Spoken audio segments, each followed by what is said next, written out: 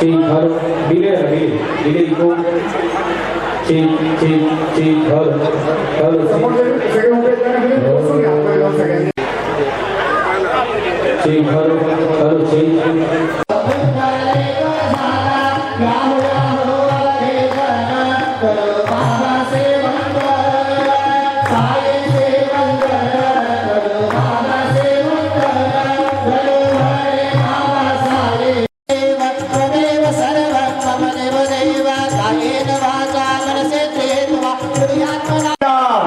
या ठिकाणी महाराजांचा सत्कार होत आहे. ज्यांच्या हास्य सत्कार झाला असेल त्यांनी बाजूला जाऊन दुसऱ्या ग्रुपला या ठिकाणी संधी द्यायची आहे. चला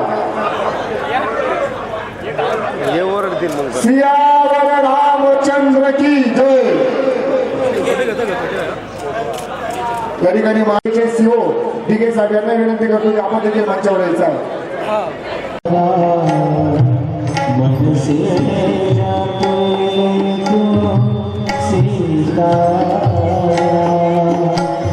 जय रघुनंदन जय सिया राम, मन से जप ले तो प्यारे राम. जय रघुनंदन जय सिया राम. भारतात अयोध्यामध्ये विराजमान होणार 550 वर्षाचा वनवास. त्यांच्या आईने त्यांना 14 वर्षाचा वनवास दिला, पण इथून मागच्या सरकारांनी त्यांना 550 वर्षांचा वनवास दिला. तो संपलेला आहे आज आणि त्याचा जल्लोष आपण शिर्डीकर म्हणून, साईभक्त म्हणून आणि रामभक्त म्हणून मोठ्या आनंदानं उत्साहानं साजरा करतोय. 5000 लोकांपेक्षा जास्त शिर्डीकर या ठिकाणी उत्साहात सामील झालेले आहेत. संध्याकाळी श्रीराम कथेचं आयोजन सुरू आहे.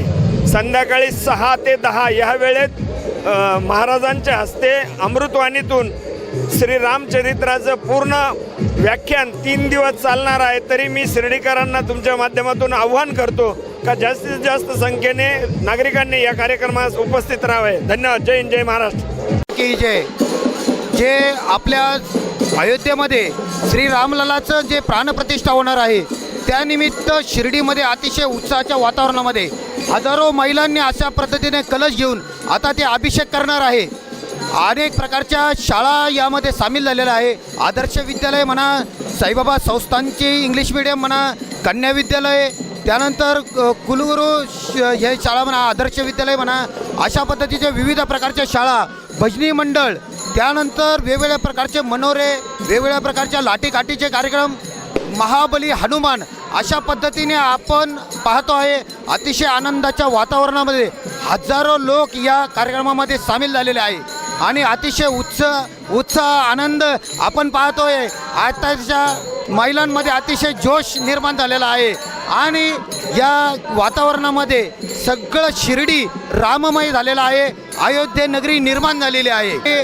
अतिशय आनंदाच्या उत्साह वातावरणामध्ये हजारो लोक या कार्यक्रमामध्ये साईबाबा संस्थांच्या ज्या दर्शनाला, बाबांच्या दर्शनाला आलेली हजारो मंडळी आहे.